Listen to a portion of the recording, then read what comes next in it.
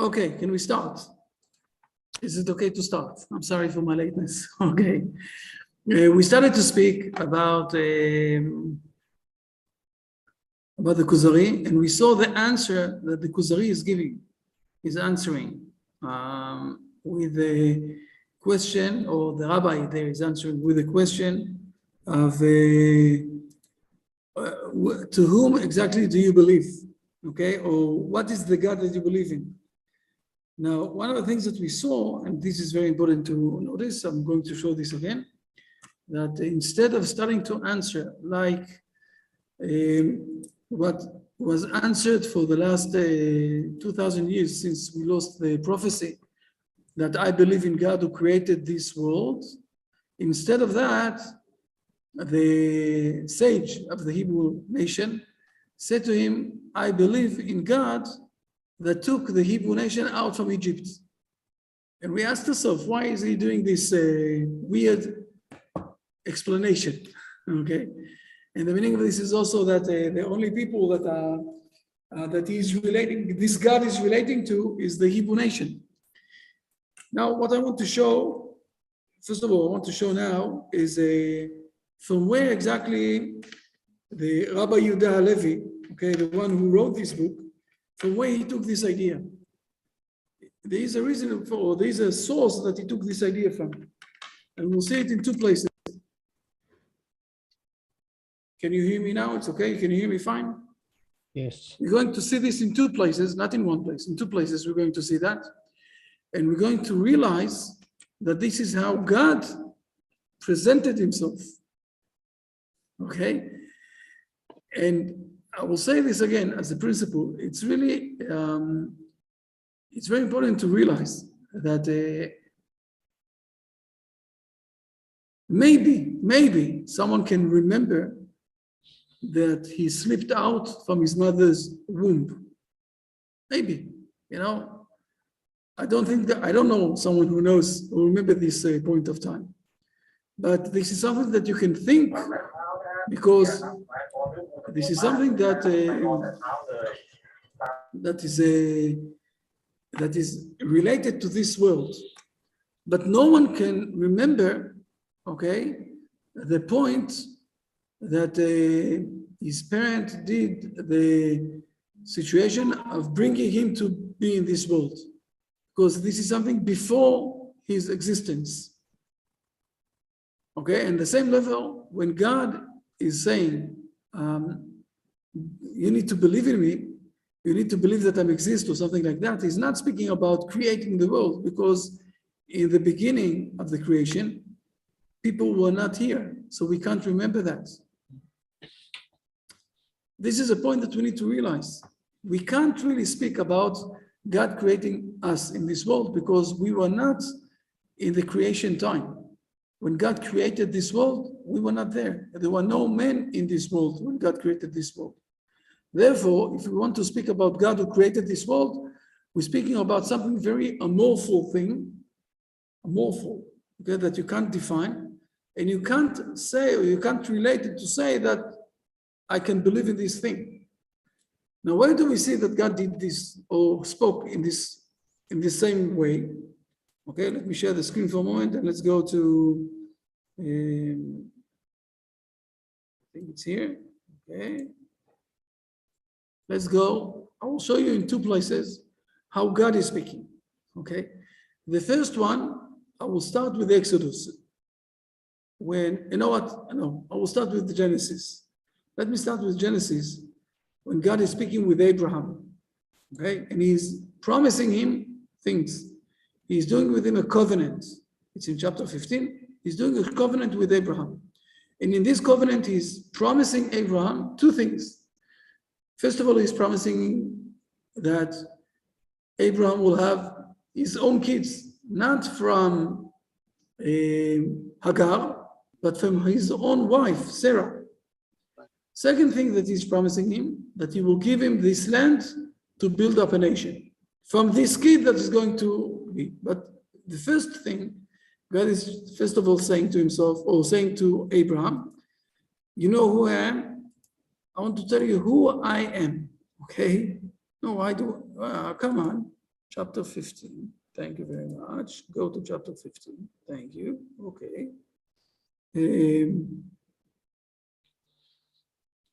Please, Brian, read for a moment. We lost Brian? No. Brian, are you here with us? Yes. Okay. Still here, Rabbi.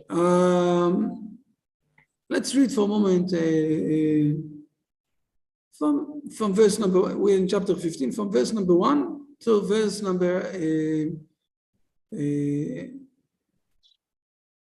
till verse number 7, okay? 7. Including 7, please. Okay, verse number 1.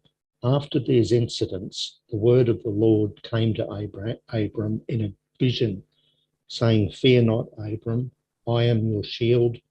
Your reward is exceedingly great." 2. And Abram said, "O Lord God, what will you give me, since I am going childless, and the steward of my household is Eliezer of Damascus?" 3. And Abram said, "Behold, you have given me no seed, and behold, one of my household will inherit me." 4. And behold, the word of the Lord came to him, saying, "This one will not inherit you, but the one who will spring from your innards, he will inherit you." 5.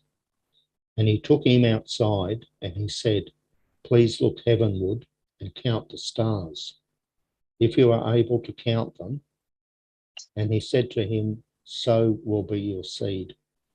6. And he believed in the Lord, and he accounted it to him as righteousness. 7. And he said to him, "I am the Lord, who brought you forth from Ur of the Chaldees, to give you this land to inherit it."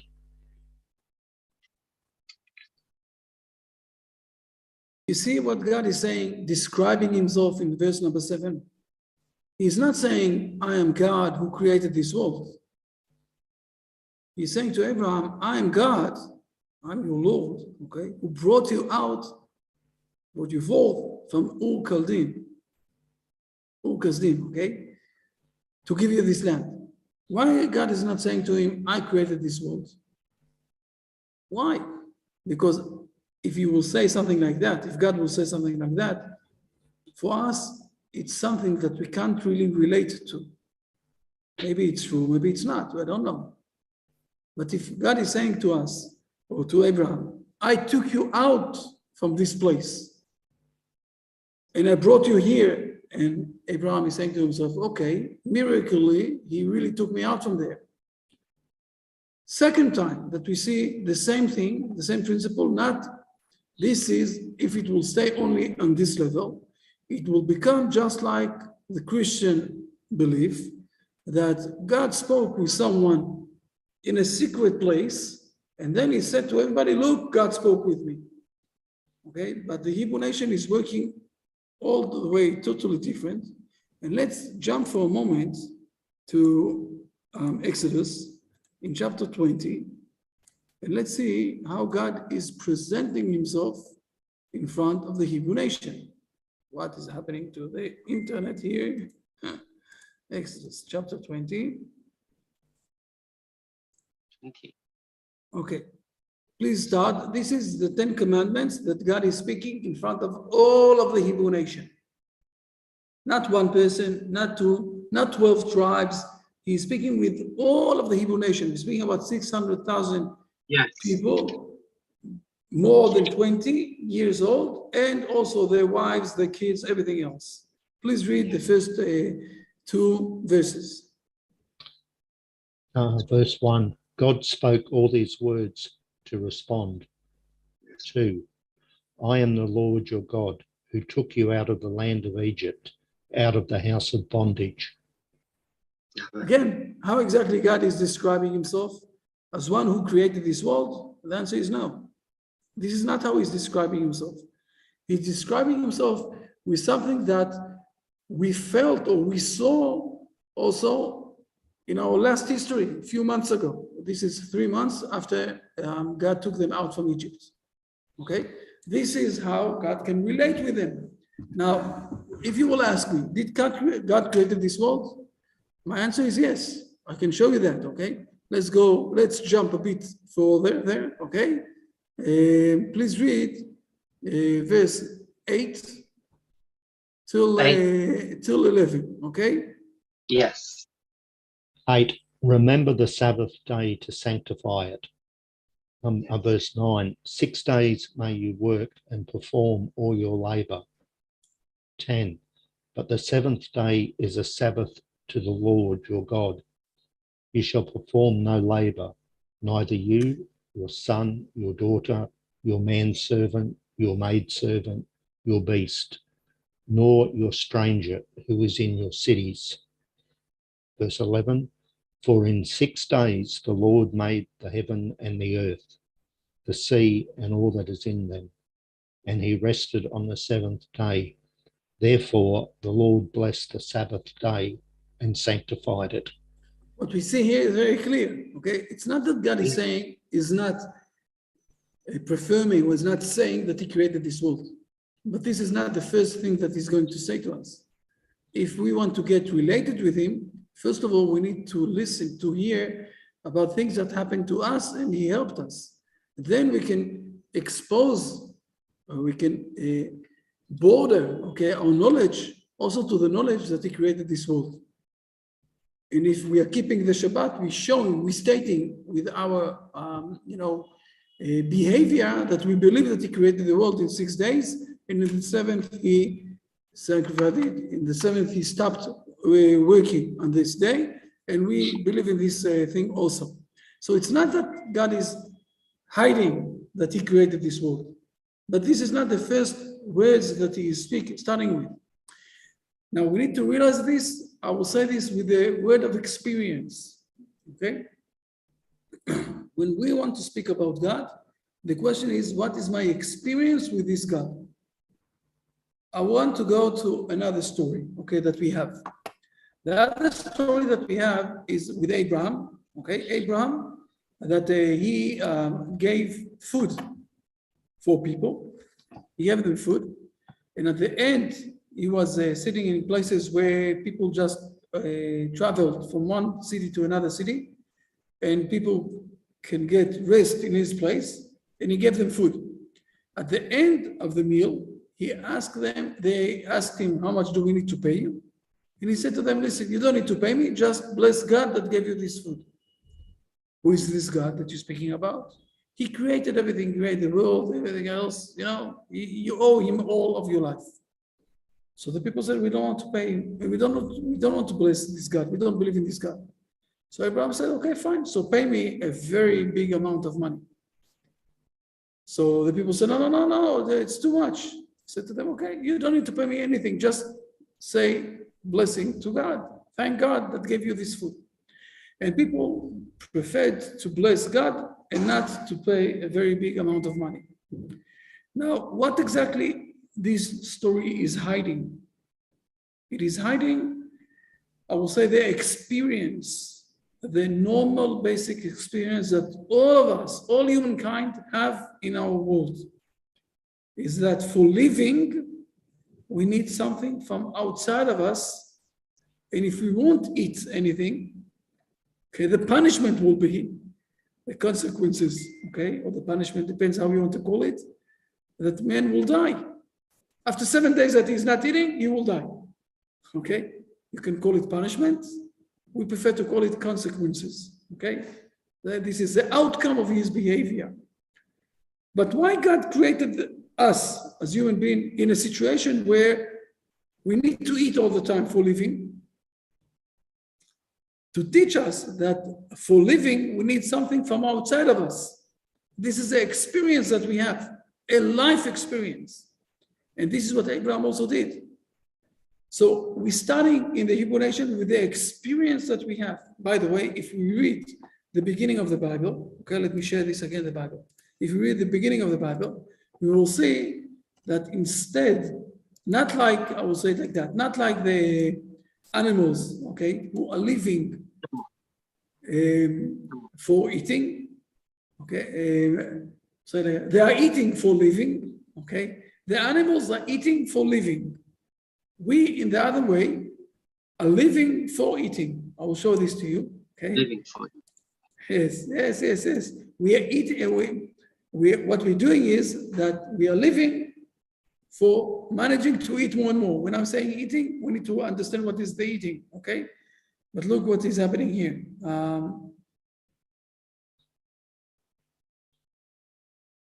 Please read this for a moment, verse number 9. Right? Number 9. And the Lord God caused to sprout from the ground every tree pleasant to see and good to eat, and the tree of life in the midst of the garden, and the tree of knowledge of good and evil. So God is doing all those trees. Okay, in Hebrew, the word tree is also the word of giving good consultants. Okay, giving good advice. The word advice and tree is the same word. Etzah, tree and advice. So let's see what exactly God is asking from man when he's putting him in the Garden of Eden. So please read verses number 15 and 16. 15. And the Lord God took the man, and he placed him in the Garden of Eden to work it and to guard it. 16. And the Lord God commanded man, saying, of every tree of the garden you may freely eat. So what is happening here? That we are living in this world for eating. By the way, in the Hebrew, it's even much more, I will say, exact, because it says, achol tochel. It's saying twice you need to eat. Eat and eat and eat. Now, the meaning of eating, just that we will realize, is that we're taking something from outside of us and we're putting it inside our body and it's becoming part of us, right? And it's the same thing with the knowledge. When I'm learning something, I'm putting it in my knowledge, in my head, and it's becoming part of me. And this is the meaning of the eating that God is speaking here. It's not only eating in a physical way. We don't have still body at this chapter of the Bible, okay? This is in heaven. You know, when someone, God forbid, is dying, what are you saying? His soul went to heaven. His body is here. So in heaven, you're not eating. So what is the meaning of this eating here? This is what I said before, okay? Consulting and giving advices. The meaning of this eating is that I'm learning more and more knowledge of this world. God is saying to me, you need, all of us, okay? We need to learn more. And as more that we will know, we will be more connected with God who created this world. And this is what I will say, the experience of eating. The experience of eating is teaching us from the physical level onwards to the spiritual level more and more, that we need something outside of us so we will manage to live, that we're getting life. And the same thing is, and this is how the Kuzari started, when he started to explain who is let me open it. Let's see, it is open, just a moment. Something here is not working. My computer is broken. Don't ask me why. I need to change it. Just a moment.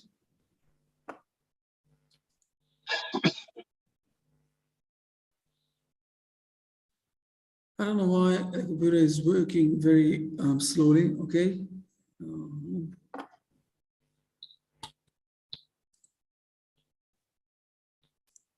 Yes. Let me share the screen again. And let's see again. Okay. The rabbi replied, please read this again. 11. Now we will read 11, 12, and 13, and we will understand it even in a more profound way, please. 11. The rabbi replied, I believe in the God of Abraham, Isaac, and Israel, who led the children of Israel out of Egypt with signs and miracles, who fed them in the desert and gave them the land, after having made them traverse the sea and the Jordan in a miraculous way, who sent Moses with his law and subsequently thousands of prophets, who confirmed his law by promises to the observant and threats to the disobedient. Our belief is comprised in the Torah, a very large domain. Just a moment, just a moment. This is exactly how God presented himself. I'm God who took you out from Egypt, right? And he's not saying, after that, when he will speak about Shabbat, after a few verses, he will say, I also created the world. But at the beginning, he's speaking about the experience that we had with God. We felt an experience with God. He took us out from Egypt. Okay. And now, the Kuzari, what he's saying to him, please, in 12. 12. Kuzari. I had not intended to ask any Jew, because I am aware of their reduced condition and narrow-minded views, as their misery left them nothing commendable. Now shouldst thou, O Jew, not have said that thou believest in the Creator of the world, its governor and guide, and in him who created and keeps thee, and such attributes which serve as evidence for every believer, and for the sake of which he pursues justice, in order to resemble the Creator in his wisdom and justice? And the answer, now the answer will answer you. Please read number 13. 13. The Rabbi. That which thou dost express is religion based on speculation and system, the research of thought, but open to many doubts. Now ask the philosophers, and thou wilt find that they do not agree on one action or one principle, since some doctrines can be established by arguments which are only partially satisfactory and still much less capable of being proved. Again, we need to start with the experience that we had. This is something that we can get, we can relate to speak about all sorts of speculation, to speak about all sorts of ideas that we have. We can't prove them, will bring us to a situation where we are with a lot of fights, a lot of arguments, a lot of different ways how to understand this God, and no one will agree with anyone else. And this is what happened in the world, okay? These the people of the Hebrew nation who had this relation with God who created this world by him doing with us some sort of experience about this thing. And except for that, you can find a lot of nations and people who believe in God in all sorts of ideas, but no one is agreeing with anyone else. Okay, each one is saying, no, my religion is right, my religion is right. This is how, or the difference of the Hebrew tradition and how it starts and the rest of the world. Now, it's amazing to think that the Christian world is also being based on the Hebrew tradition. By the way, also the Muslim world. And then they're going and saying later on all sorts of things, ideas. The God decided to put aside the Hebrew people. The God decided that the only prophet will be Muhammad and not the others. But all the main three religions that we know today are starting with this. And this is how it starts. Now what we showed, it starts also in the scripture, okay, in the Bible itself. In the Bible itself, it's also starting in this way. Let's speak, I'm God who took you out from Egypt. I'm God who took you, Abraham, out from the Chaldeans, okay? This is how it starts. This is the beginning. If you have any questions, okay? If not, we will continue on. Everything is fine, everything is clear with everybody? Yes. Excellent. So let me find the continuous of this thing. Just a moment.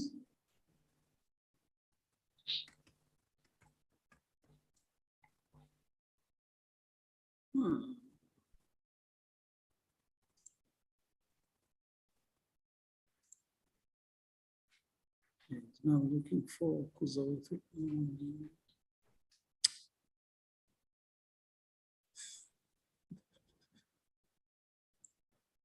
So Sorry, just a minute.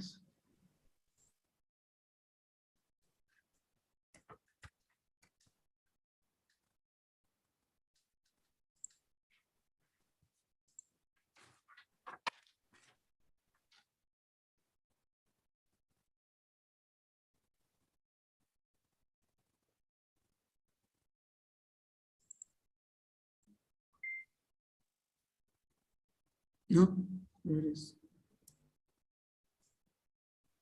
Hey, stop. Okay, so let's continue, okay? The continuance of this discussion is continuing with this. Now we're going to go to a very important principle, another important principle. So till now we saw the main principle is that we're starting with the things that we have experience with. We understand that there is a basic experience that I'm being created. By the way, this is one of the things that each one of us have the full decision to decide. I was created, or I'm, for myself, nobody created me. And there is a very different moral behavior that is coming if you believe that you were created or not. But this is an open thing. No one can force anyone else. And we're starting with the experience. And now the rabbi is going to explain a bit more to this thing. So please, let's start to read it. Brian, please, 15, let's continue. 15. The rabbi, surely the beginning of my speech was just the proof, and so evident that it requires no other argument. It's amazing. Okay, saying to you, listen, that's it. I believe in God, the God who took me out from Egypt. That's it. I don't need to speak with you anymore. By the way, the Hebrew person wants to go now. The rabbi, he wants to go now. He doesn't want to continue on. Now the book will continue for a very, very long book, okay? But he says to him, listen, you asked me about God. I believe in God. He took me out from Egypt. Thank you very much. I'm going back. Bye. So the Kuzari is continuing on, please. 16. 16. Kuzari, how so? No, continue on. 17. The rabbi, allow me to make a few preliminary remarks, for I see thee disregarding and depreciating my words. 18. Kuzari, let me hear thy remarks. 19. The rabbi, if thou wert told that the king of India was an excellent man, commanding admiration and deserving his high reputation, one whose actions were reflected in the justice which rules his country and the virtuous ways of his subjects, would this bind thee to revere him? Just a moment. Let's remember in those days, okay?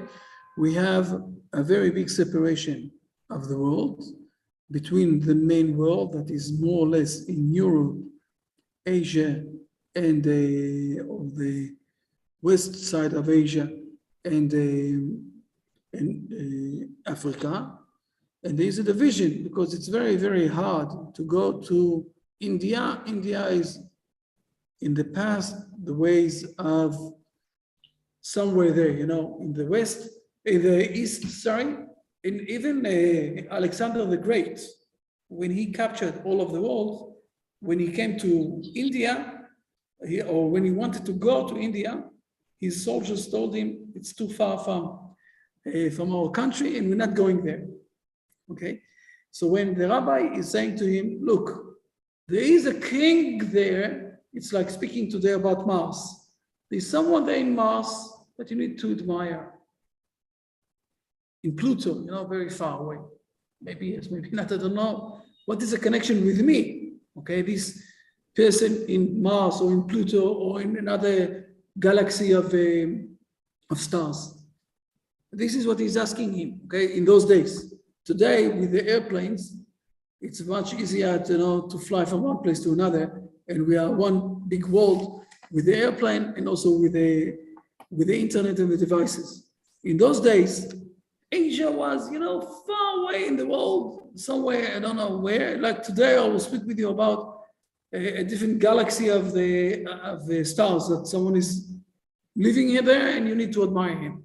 So let's see the answer of the Kuzari, please, in number 20. Number 20, Kuzari, how could this bind me? Whilst I am not sure if the justice of the Indian people is natural and not dependent on their king, or due to the king, or both. I have a few questions to realize what is the relationship between me and those people, and how much this king, he is in charge of this kindness or whatever it is with those people. So please, now let's see in number 21, the answer, and we'll start to realize what, when I'm speaking about an experience, how it's starting, please. 21, the rabbi, but if this messenger came to thee bringing presents, which thou knowest to be only procurable in India and in the royal palace, accompanied by a letter in which it distinctly stated from whom it comes, and to which are added drugs to cure thy diseases, to preserve thy health, poisons for thy enemies, and other means to fight and kill them without battle, would this make thee beholden to him? Let's see the answer, and then 22, Kuzari, certainly, for this would remove my former doubt that the Indians have a king. I should also acknowledge that a proof of his power and dominion has reached me. If we're speaking about, okay, go and admire someone that is living in a very different planet, in Pluto planet or something very far, so it doesn't have any reflect to me. But if someone is coming to me with a proof or with the things, with a say that is coming from this king, and giving me also all sorts of presents that are related with this thing, and they will help me, okay, against my enemies, and they will bring me to a better stage with myself. This is where I'm starting to say, okay, there someone that is trying to help me. Before we'll continue, let me show this for a moment, the verse that we're speaking about. Again, everything here is related also with the verses and with the understanding how the Bible is speaking. Bible is not speaking with us only things that happen there. The Bible is speaking with us about things that are related for today, for our days today, okay? Let's see, I think it's, let's go and then see.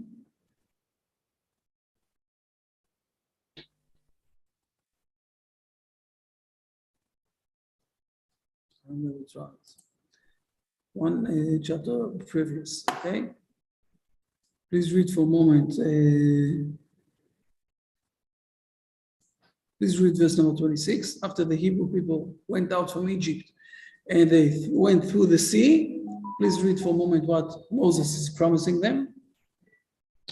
26, and he said, if you hearken to the voice of the Lord your God, and you do what is proper in his eyes, and you listen closely to his commandments and observe all his statutes, all the sicknesses that I have visited upon Egypt, I will not visit upon you, for I, the Lord, healed you.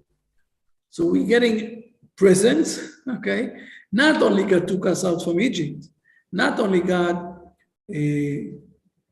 passed us through the sea, okay, and the Egyptian people died there, and we had now a very long song of praise to God for this thing, but God is also promising us that he will heal us from all of the things that we passed, or all of the illnesses that we have. And everything that happened in Egypt won't happen here. And this is exactly how, if you will see, oh, sorry, just a moment. If you will see where is it?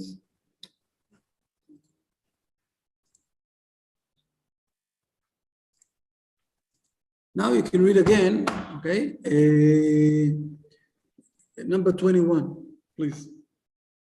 21, the rabbi. But if his messenger came to thee bringing presents which thou knowest to be only procurable in India and in the royal palace, accompanied by a letter in which it is distinctly stated from whom it comes, and to which are added drugs to cure thy diseases, to preserve thy health, poisons for thy enemies, and other means to fight and kill them without battle, would this make thee beholden to him? By the way, I didn't show you the other verses. There are other verses, especially in no, and also in Exodus, but also later on, also in Deuteronomy, that God is also promising that He will fight against the enemies in Israel, and this is what happened also after that. And this is where the Kuzari is answering, please, certainly, okay, for this would remove my former doubt that the Indians have a king, okay, and that this king is a very nice king. Now, let's continue on, 23, 24, 25, please. 23. The Rabbi, how wouldst thou then, if asked, describe him? 24. Al-Kuzari, in terms about which I am quite clear, and to these I could add others which were at first rather doubtful, but are no longer so. 25. Now, please read verse 25. This is the most important one, please. Yes. 25.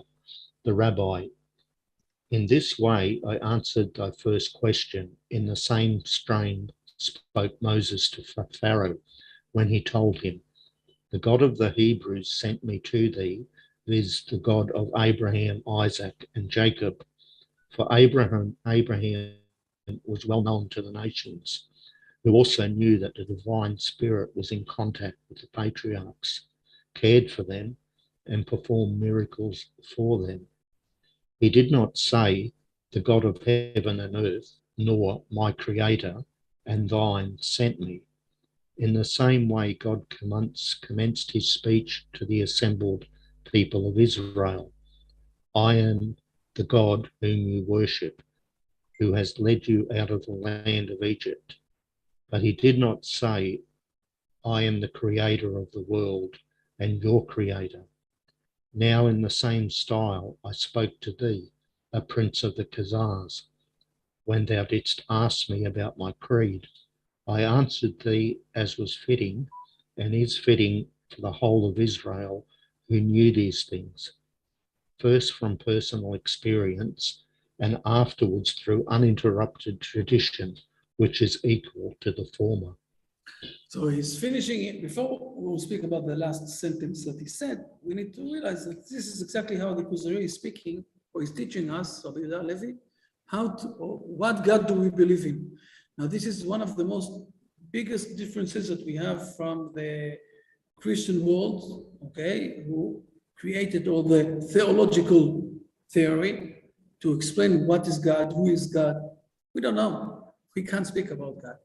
We never spoke about God. This is not interesting us. Who is God? We know that He, the one that took us out from Egypt, and He is doing for us good things. Even if there are times that He's doing for us hard things, but this is God. Who is God exactly? How to define Him? We can't define Him, because He. Now listen to this thing. He also created the words to define. Let's say, for example, that we're saying that God have a lot of mercy to the people in this world. But the word mercy itself is something that we are describing among the Hebrew people, or the people, okay? That this is something that we have, mercy. But God, He created this world, He created this behavior. So how can you call it with God? He's not on the same scale, okay?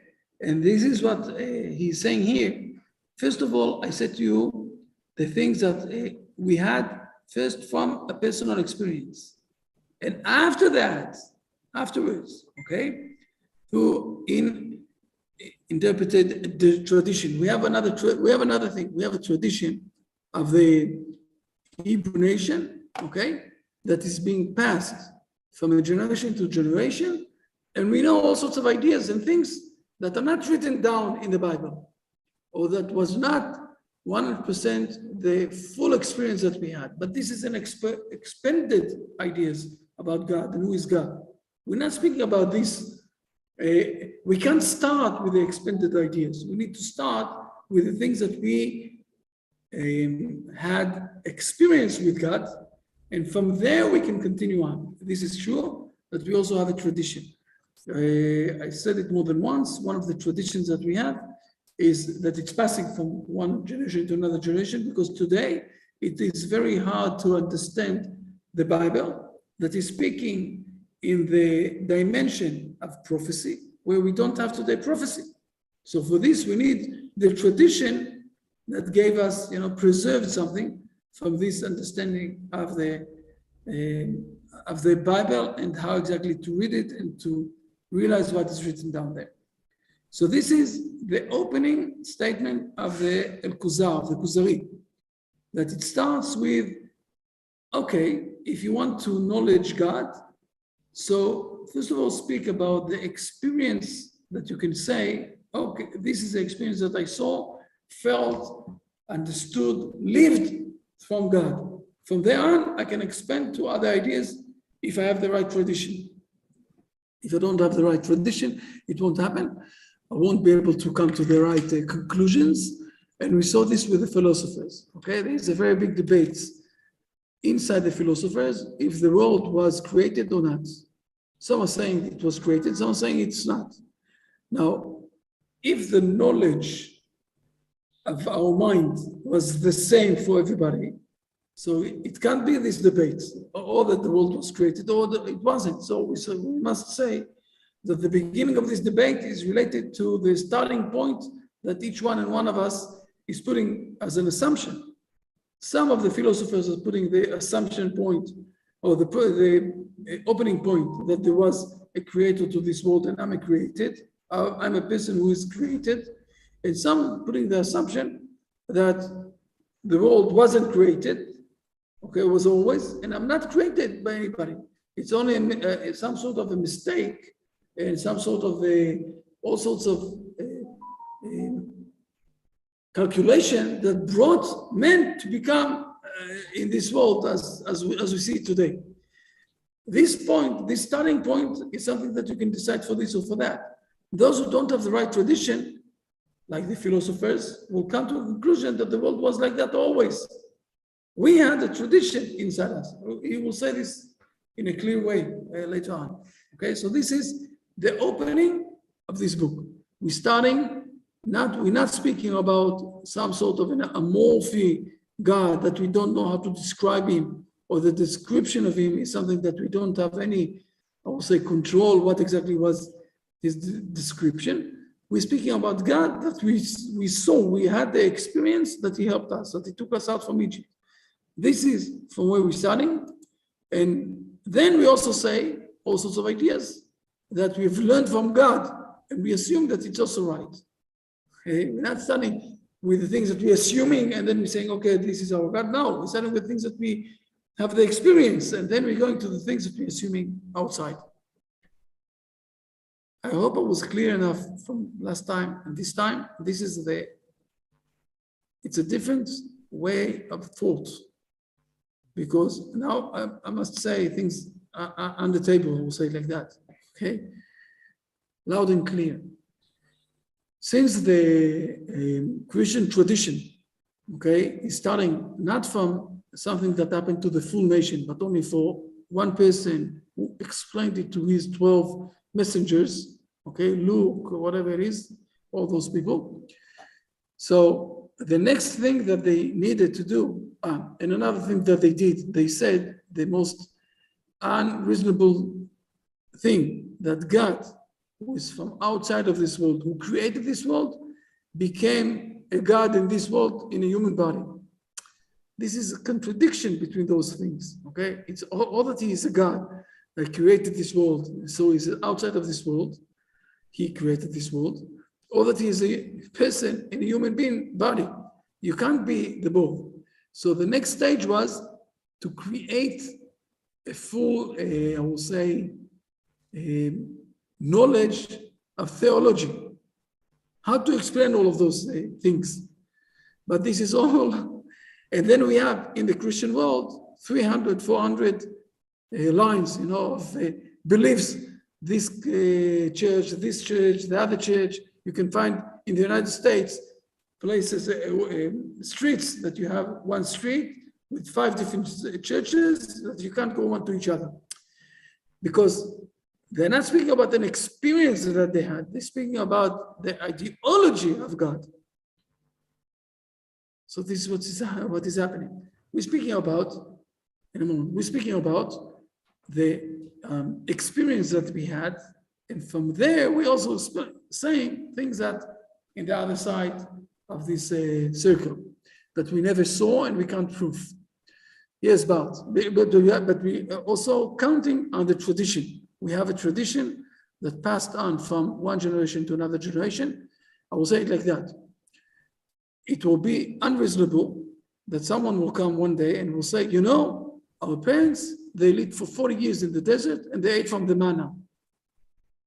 If I will say something like that, people will say to me, listen, your parents, we know them. They came from the United States.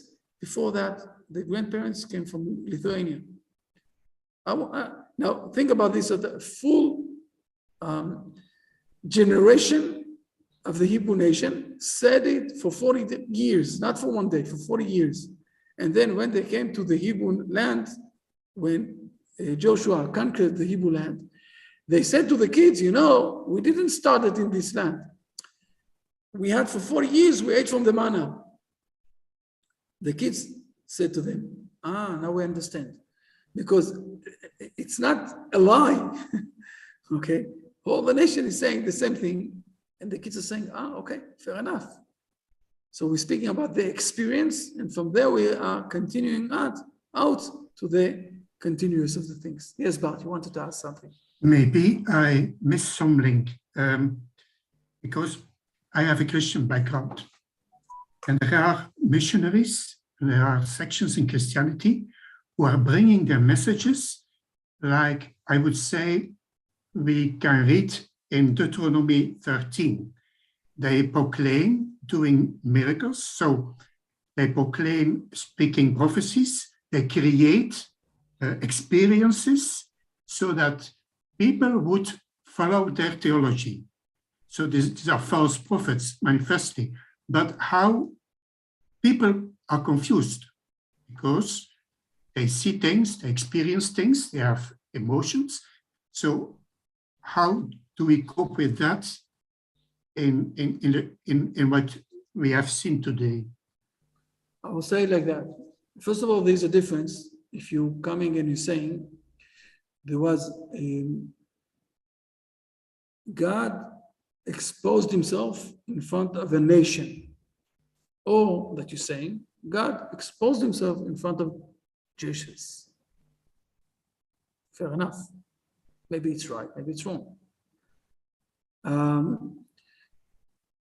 When you're saying it in front of that it happened in front of a full nation, this is something that it's much harder to, I would say, to lie with this, right? When you're saying that it happened in front of one person with 12 people that was with him, it's a story. It's a nice story, okay? Also in Rome, there's a very interesting story, how exactly Rome was built. Go to the stories of Rome. Again, it's something starting with some person, okay, that was being raised up by a wolf or something like that. I don't remember exactly the story, okay? But there is a difference when you're saying a story that happened to one person. Now you're saying to me, but they came with the missionaries and said all sorts of promises, ideas, and people who are very experienced with those things. I'm asking, okay, loud and clear, how much this is true and how much this is imaginary situation. Can you compare something like that to the situation that a nation, a full nation, with more than 600,000 people that are from the age of 20 to the age of 60, that passed inside the water, okay, of the sea, to the other side, okay, with all of their nation, with all of the families, everything else. And then when they came to the other side, the sea closed back, and the Egyptian died there and went out to the shore. It's not that you're saying something that happened between Jesus and another 2, 3, 7, 12 people. And then they went to all sorts of places in the world, okay? And they came to people that were, I will say it, with the idolatry. And they came with a lot of pathos. with interesting clothes, and they said to them, listen, we saw God. Ah, yes.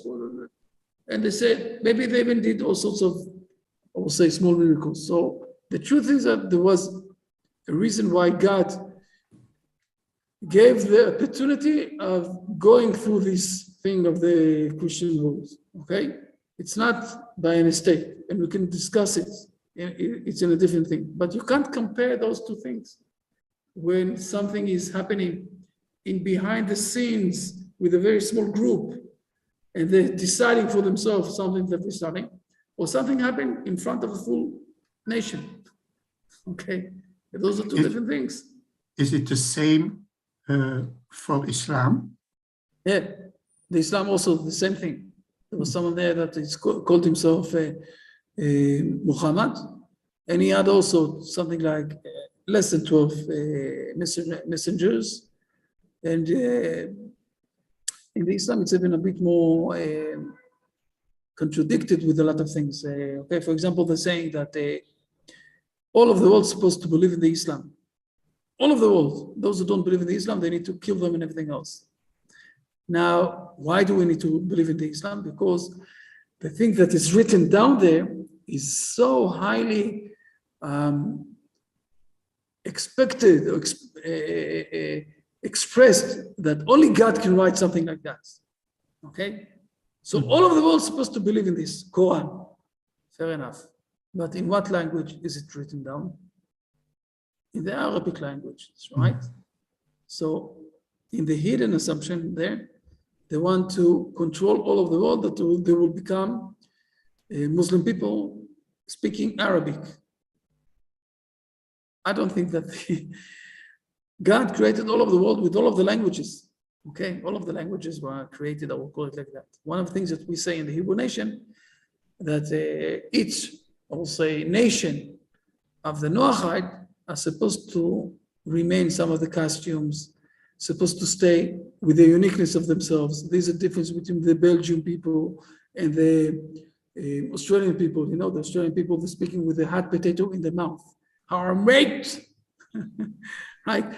The others are speaking other languages, have different costumes. You know, it's not the same also with the Far East of where Lee is living, okay, where Jack is living. We're not saying that everybody's supposed to become suddenly Arabic speaking and believe only in the Arabic thing, okay? But again, it's the same thing. Those two big nations started with only one person that said, you know, God spoke with me, and he had few people who believed in him, and they spread the words out. Yes, thank you. I got it. Fair enough. There are more questions? It's okay if not. Yes, Brian, yes. I was just thinking as we were doing the last reading about experience and tradition, and I thought when God addresses Israel, he says, firstly, I am the Lord your God.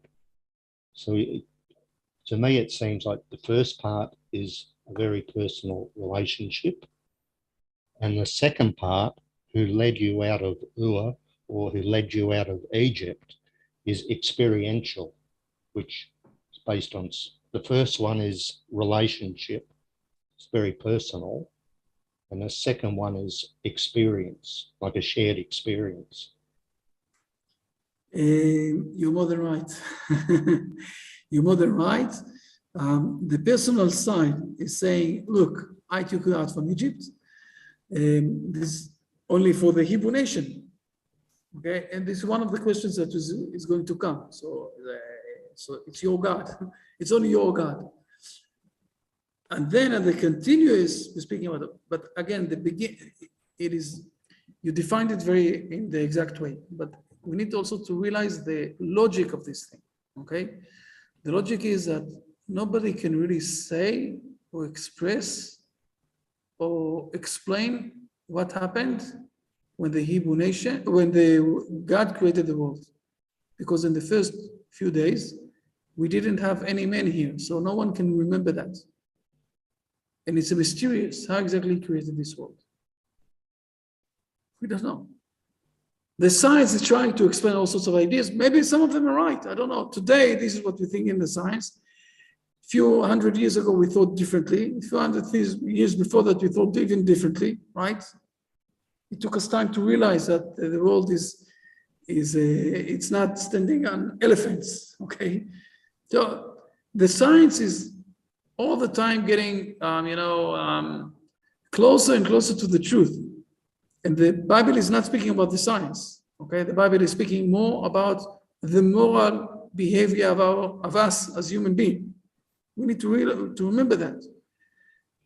And maybe it's right, the science, what it's explaining. I can tell you that in our Kabbalah dynasty, I'll call it like that, in our Kabbalah dynasty,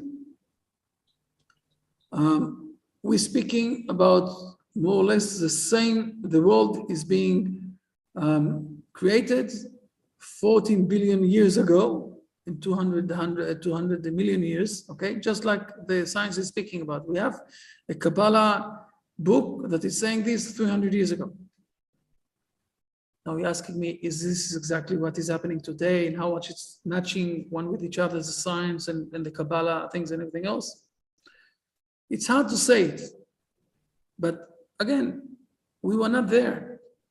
And since we were not there, we can't express ourselves and say that this is the truth and this is what's happening. We need to speak about things that we felt, our experience. Just like with the eating. Okay, fair enough. Excellent, Bye. everybody. Have a great week. And let's see you all next week. Okay? Thank you, Rabbi. Bye. You're welcome, everybody. See you. Bye. Thank you. Bye. Bye.